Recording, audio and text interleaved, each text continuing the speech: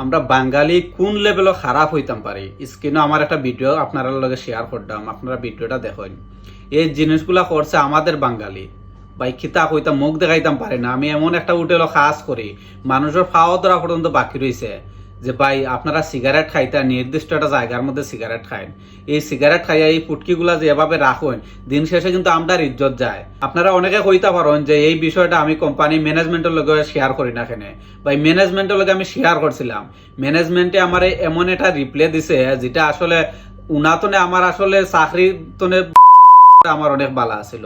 So company আমার এরকম একটা রিপ্লাই দিছে যে এই সিগারেটটা আসলে খেয়ে খায়। আমি বললাম আমার দেশের মানুষে খায়। এখন আমার কোম্পানি ওইটারি কইছে যে ম্যানেজার আছে, ম্যানেজারে আমার ওইটা কইছে যে এই জিনিসটা তো তাইলে তোমরাই এটা শেষ করতে, এই জিনিসটা আমার লগে কিভাবে শেয়ার করো তোমরা।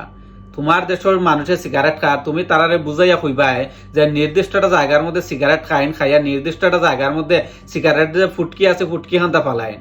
কিন্তু ভাই আমি কিতা কইতাম, মানুষের পাও ধরি আমি বুঝাইছি যে সবরেই বুঝাইছি আমি যে আপনারা সিগারেট খাইতা নির্দিষ্ট একটা জায়গাত খাও বইয়ারি।